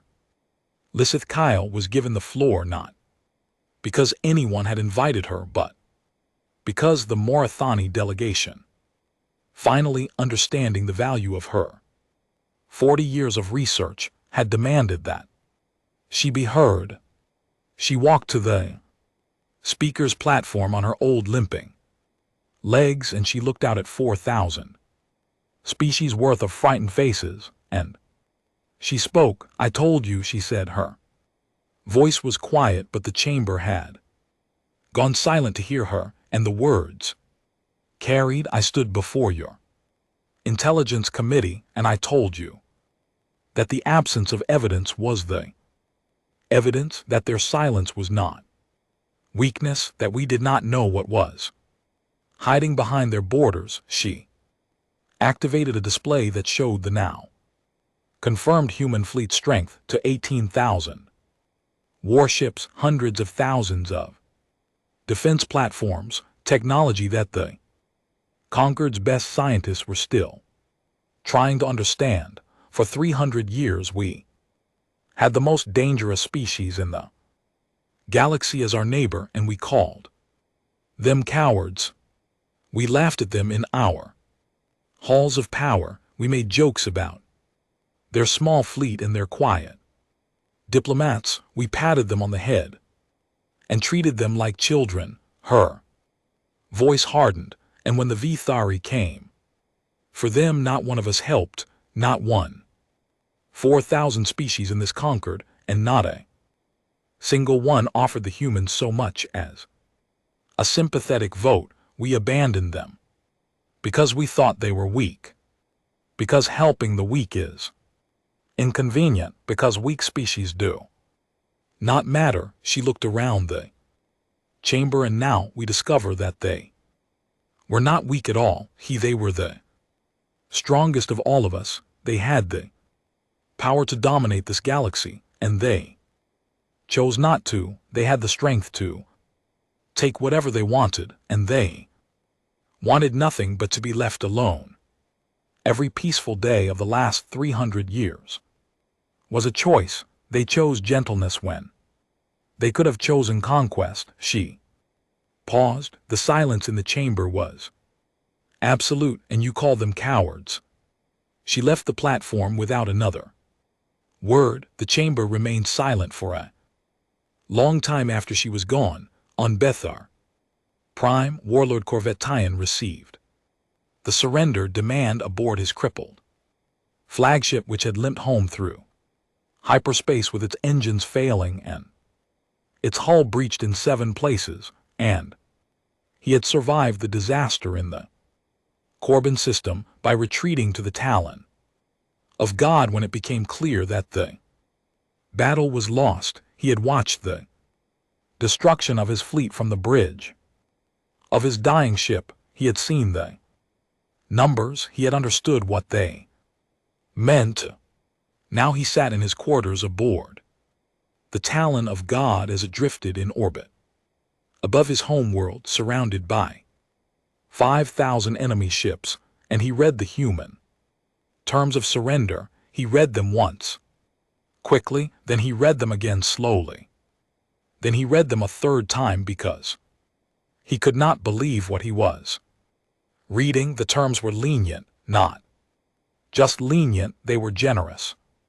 Humanity was demanding almost nothing for itself.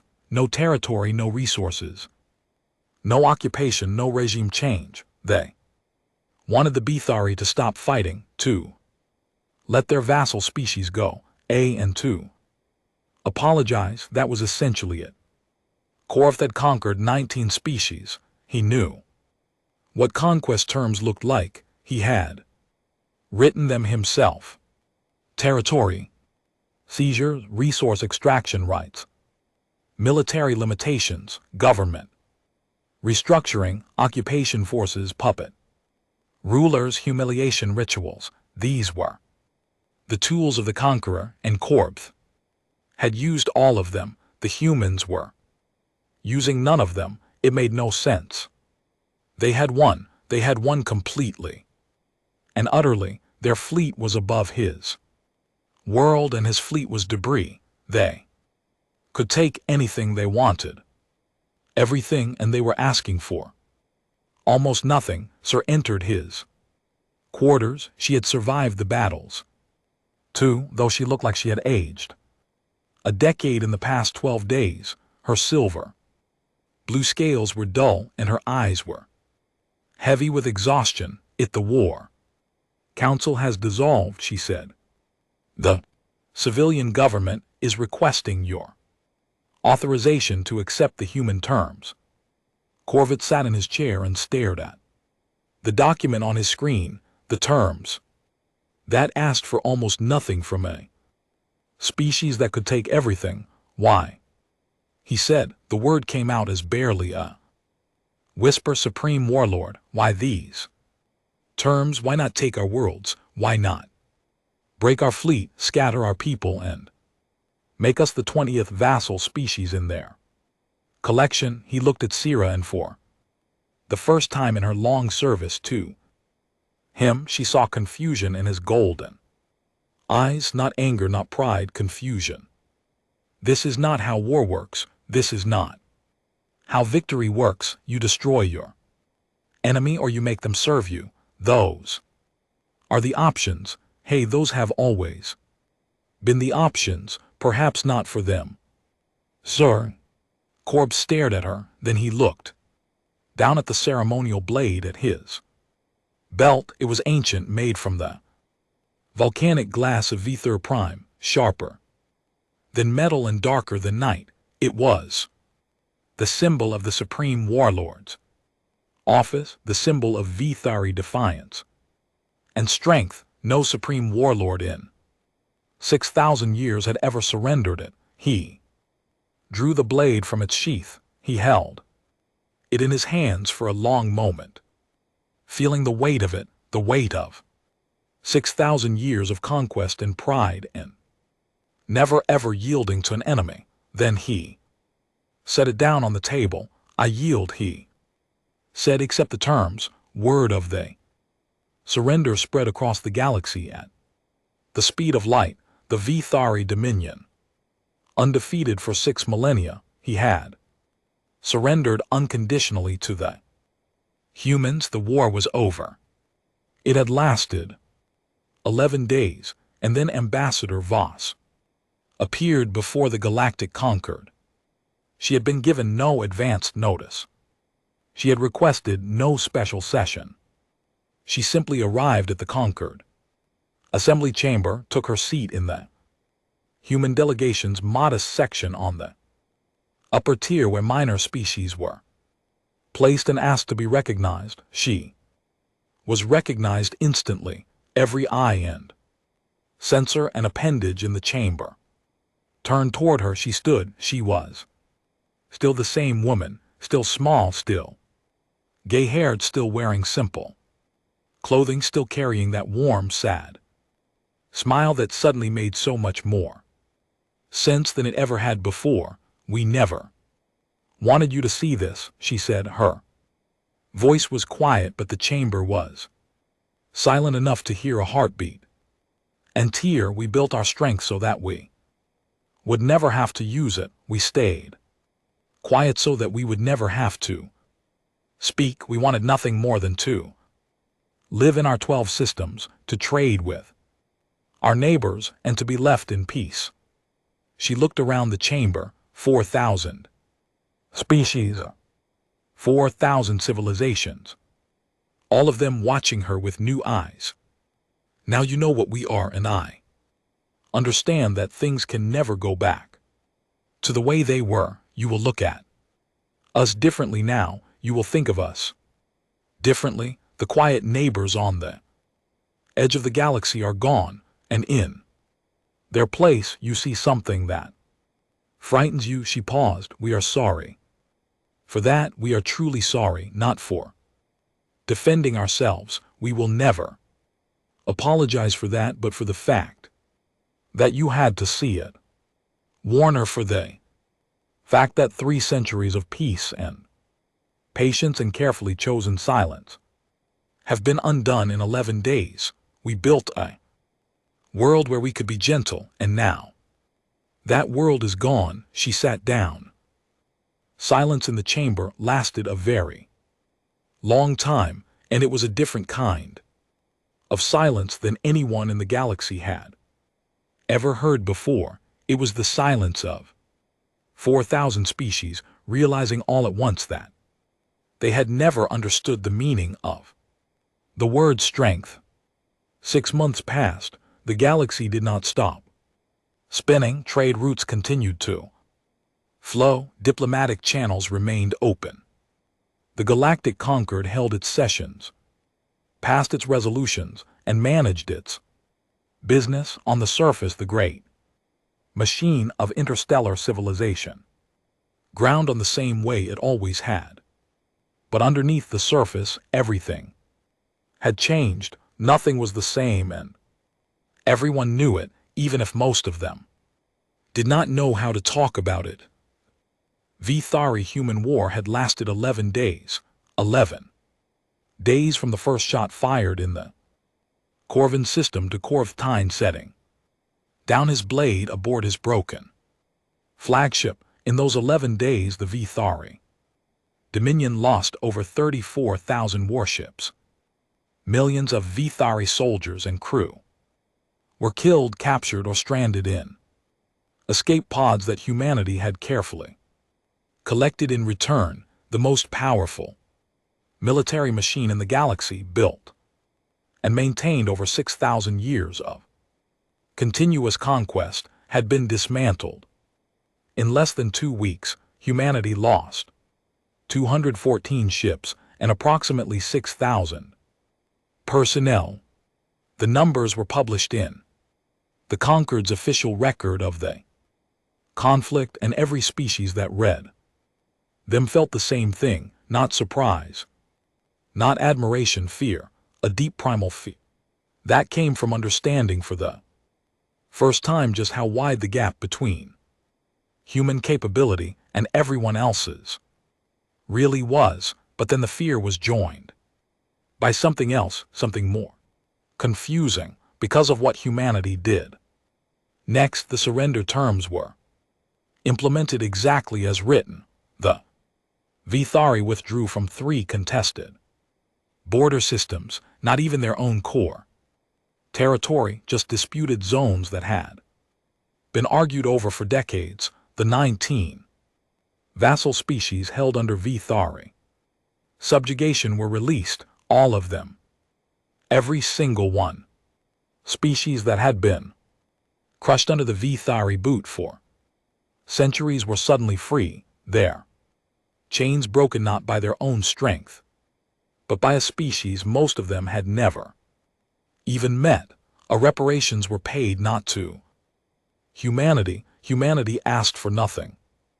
The reparations went to the freed vassal species, calculated based on the economic damage of their subjugation and distributed through a neutral conquered mechanism. Humanity did not even administer the distribution. They set up the framework, funded the initial costs out of their own treasury, and then stepped back. The Vithari apologized. It was a formal broadcast delivered by the civilian government that had taken power after Korv's military council dissolved. It was stiff and uncomfortable and clearly painful for a species that had never apologized for anything in 6,000 years, but it was real and it was public.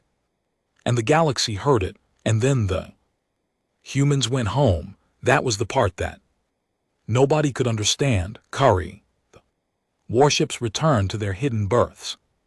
In their 12 systems, the sensor curtain went back up, though everyone knew it was there. The trade ships resumed their routes, carrying the same goods along the same paths as before. Ambassador Ilara Voss returned to her office on the Sarah Point and resumed her normal diplomatic schedule, attending Concord sessions and voting on minor resolutions, and smiling that warm, unsettling smile.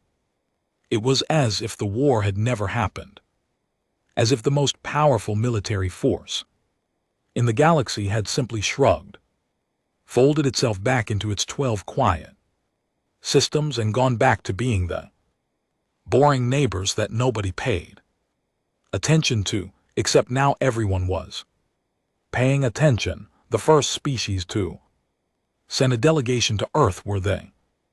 Turi, one of the 19 former Vithari vassal species, and they were a small, gentle people, soft-bodied and slow-moving, with large dark eyes and delicate hands that were made for art and craft rather than war. They had been conquered by the Vithari 400 years ago, and they had suffered greatly. Their culture had been suppressed, their population had been forced into labor, their home world had been stripped of resources.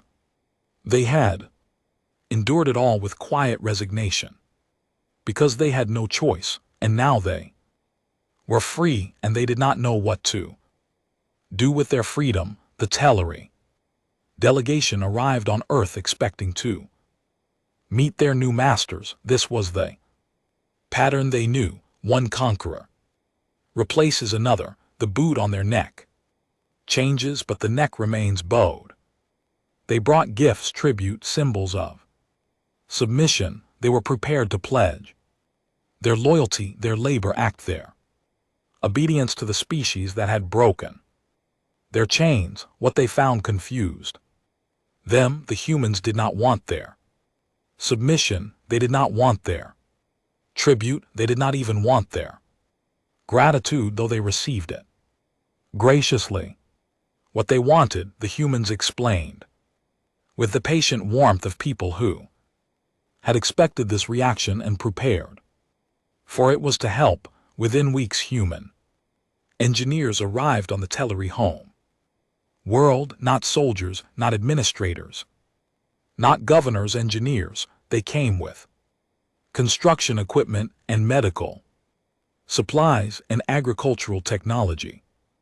And they began to help the Turi rebuild their world. They repaired infrastructure that the Vithari had damaged. They cleaned up pollution from Vithari mining operations, and they brought medical technology that could treat diseases that the Turi had been dying from for centuries because the Vithari did not consider vassal species worth healing. Teachers came too.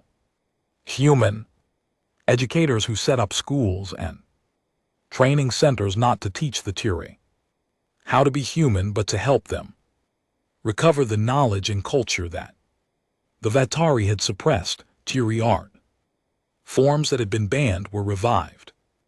With human support, Turi languages that had been fading were documented and preserved. Turi history that had been erased was reconstructed from whatever fragments could be found, and the humans asked for nothing in return, nothing. Not resources, not political alignment, not military basing rights, not trade concessions, not even public acknowledgement. They simply helped quietly and efficiently, and because it needed to be done and they had the ability to do it. The Turi delegation leader, an elderly female named Saravan, stood in the middle of a newly rebuilt hospital in her planet's capital city and wept. She wept because the hospital was beautiful and because her people would no longer die of treatable diseases, and because the species that had made it possible was asking nothing from her. She wept because in 400 years of subjugation, no one had ever simply helped, and she wept because she was beginning to understand something about humanity that the rest of the galaxy was still struggling with. The same scene played out with variations across all 19 former vassal worlds. Human aid workers, engineers, doctors, and teachers fanned out across the galaxy in the largest humanitarian operation in recorded history. They worked alongside local populations, respecting local customs, learning local languages, adapting their help to local needs, rather than imposing human solutions on alien problems. It was not perfect. There were misunderstandings, cultural frictions and mistakes, but the intention was genuine and the results were real. The galaxy watched and the galaxy did not know what to make of it. This was not how power worked. This was not how history worked. When a species won a war, they took things, they expanded their territory, extracted resources, installed favorable governments, and built empires. That was the pattern. That had always been the pattern. Every great civilization in galactic history had followed it. The Vithari had followed it. The Kree had followed it. The Saleri had followed it. It was, as far as most species were concerned, the natural order of things. Strength existed to serve itself. Power existed to be used. Victory existed to be exploited. Humanity was doing none of these things, and the absence of exploitation was in its own way more disturbing than exploitation would have been, because if the humans were not motivated by the desire for power, territory, or resources, then what were they motivated by? What kind of species builds the most powerful military in the galaxy and then uses it to free other People's slaves. Dr. Lisseth Kale attempted to answer this question. She published a work that she had been writing for years in a comprehensive analysis titled The Death World Doctrine, Understanding Humanity's Philosophy of Quiet Strength. It became the most widely read academic work in conquered history, downloaded billions of times across thousands of worlds. Her central argument was elegant and troubling. Humans, she wrote, were not peaceful despite being dangerous. They were peaceful because they were dangerous. Their relationship with violence was not one of ignorance or avoidance. It was one of deep, intimate, painful familiarity. Violence was woven into every level of their existence. Their bodies were built for it by evolution, strong and fast and resilient, with forward-facing predator eyes and hands that could make fists. Their history was saturated with it. Thousands of years of wars and conflicts and atrocities that they studied and remembered and taught to their children, not as glories but as warnings. Their psychology was shaped by it, a constant tension between the capacity for violence and the desire to transcend it.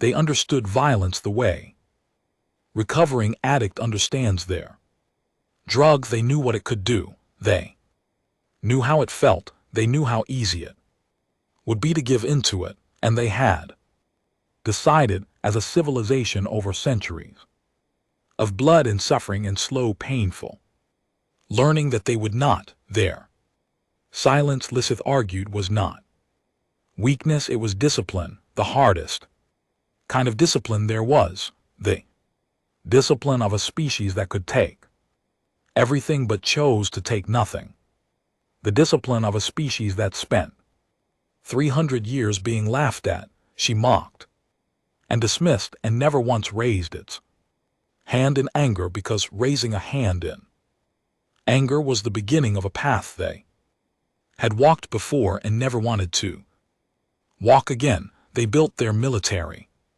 not to use it, but to ensure they would never be forced to become something they did not want to be. It was a shield, not a sword, a guarantee of peace maintained through the paradox of overwhelming strength. They were the quiet ones, not because they had nothing to say, but because they had learned that the most powerful thing you could say was nothing at all. The work made Lisseth famous. She did not enjoy the fame. She had spent 40 years trying to warn people, and nobody had listened until it was too late. The fame felt less like recognition and more like an apology.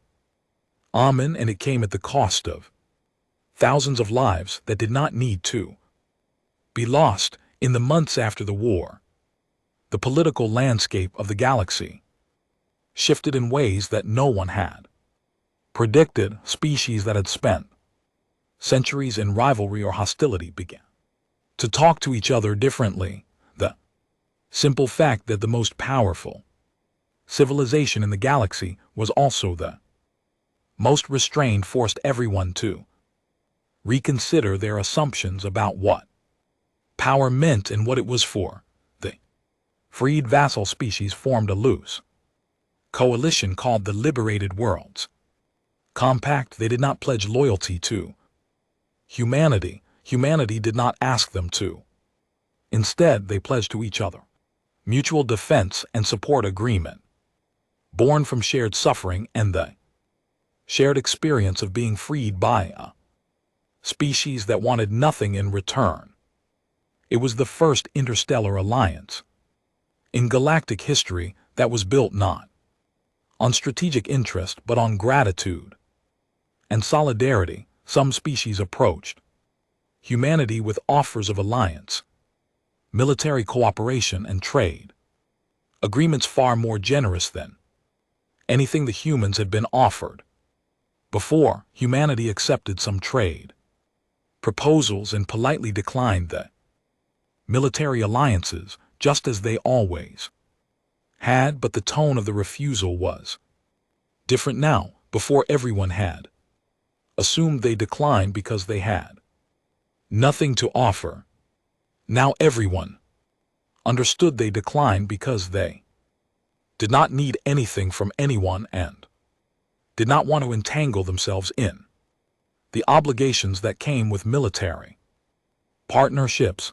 Other species reacted with suspicion and fear. If humanity could hide 18,000 warships for 300 years in, what else were they hiding if they had technology a century ahead of the galactic standard? How long before they used it for less noble purposes? The fact that they had shown restraint so far did not mean they would show restraint forever. Power corrupted. It always had, it always would. These fears were real and they were reasonable, and the humans did not dismiss them. When species expressed concern, human diplomats acknowledged the concern directly and openly.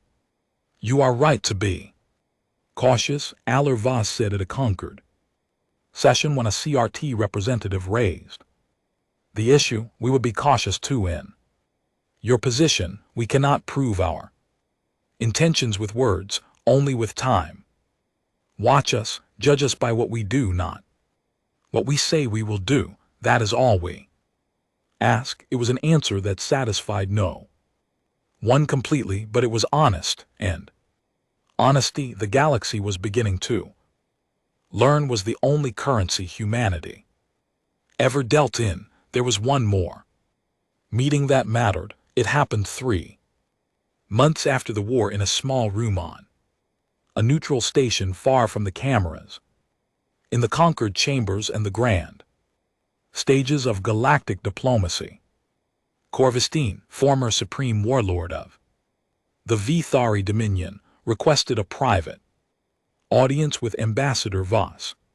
He had been stripped of his rank by the civilian government, though he had not been imprisoned. The humans, as part of the surrender terms, had not demanded his punishment. The Vithari public, humiliated by the defeat, had wanted blood, but the civilian government, in a rare act of courage, had chosen not to give it to them. Korth was allowed to retire in disgrace, which for a Vatari was worse than death, but better than what most defeated warlords received. The meeting was granted.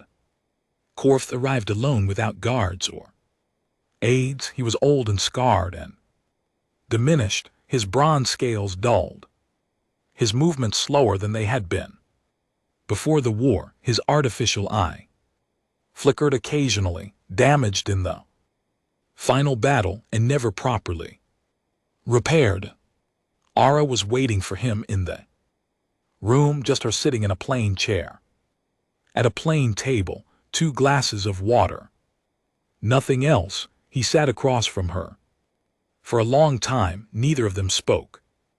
They were, in a sense, the 2 people in the galaxy who understood each other best. He was the one who had started the war, and she was the one who had tried to prevent it. They had been on opposite sides of the greatest military conflict in a century. Mo and they had both watched it happen with the particular anguish of people who had known from the beginning how it would end. I have one question, Corvette said. His voice was rough, tired, the voice of a man who had been awake for a long time and could not find rest. Ara nodded. Ask why. He leaned forward. You could have destroyed us. You could have taken our worlds, scattered our people, erased our civilization from the galaxy. You had the power. You had the right by any law of war that has ever existed. We attacked you. We tried to conquer you. By every code I have ever lived by, the defeated submits to the will of the victor. You could have made an example of us that would have kept the galaxy terrified for 1,000 years. He looked at her with his one good eye and his one broken one. Why didn't you, Ara? Was quiet for a moment. She looked at the old warrior across from her, and she saw something that most people would have missed. Not a monster, not a tyrant, a man. An old man who had lived his entire life by a set of rules that told him strength was everything, and who had just discovered that the strongest species in the galaxy played by completely different rules, and who could not understand why. Because we have been you, she said. He frowned. A long time ago on our home world, we were exactly like you, conquerors, empire builders, destroyers. We fought each other constantly. We enslaved each other. We burned each other's cities and salted each other's fields and built monuments to our own glory on the bones of the defeated. We were so good at destruction that we almost destroyed ourselves several times. What's the last time we came very close, close enough that we could see the end of everything, and it scared us badly enough to change? She paused. It took us centuries of learning the hard way through blood and suffering and failure after failure. That conquest does not bring peace, that domination does not bring security, that strength without restraint is just another word for self-destruction. She looked at Corvus steadily. We did not spare your people because we are better than you. We spared your people because we know what it feels like to be the conqueror who realizes too late that they have destroyed the very thing they were trying to protect. True strength is not about what you can destroy, Corv. It is about what you choose to protect.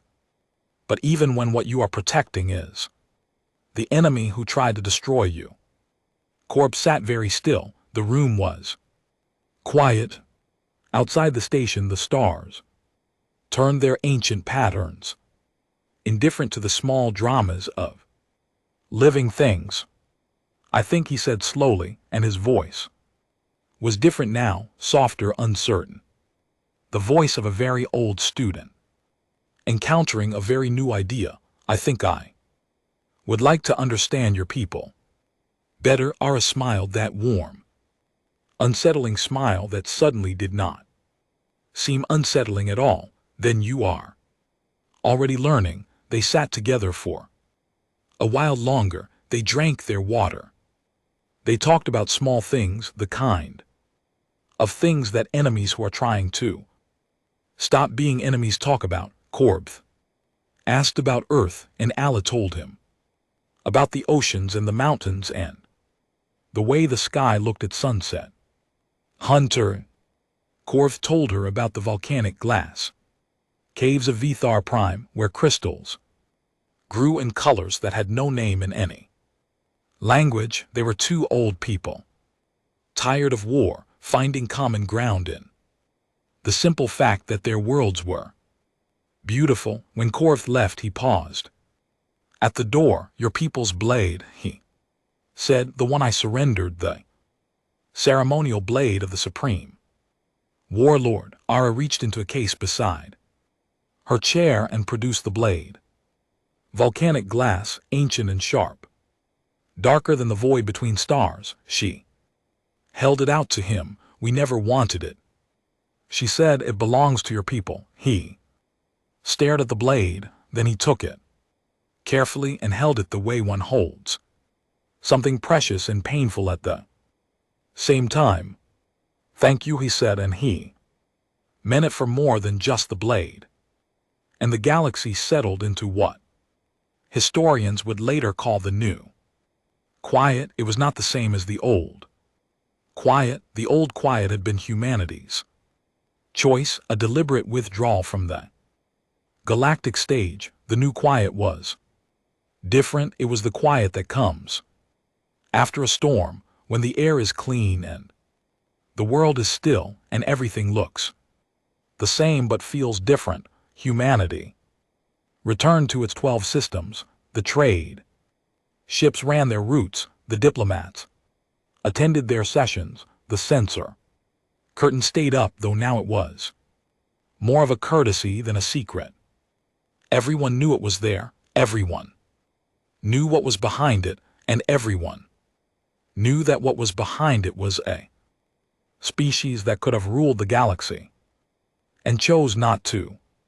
When human diplomats spoke softly in the conquered halls, every species listened, not because they were afraid, though some of them were, because they had learned that when the quiet ones speak, it is worth hearing. When a human ship passed through foreign space, it was met not with condescension, but with a nod of respect. The captains of other vessels would signal a greeting, and the human ship would signal back, and both would continue on their way, and the interaction was small, but it meant something that it had not meant before. When conflicts arose between other species, as they always did and always would, there was a new factor in every calculation. Not what will the humans do, but what would the humans think. It was a subtle influence, the kind that could not be measured or quantified, but it was there, the knowledge that somewhere on the edge of the galaxy, a species was watching quietly, patiently.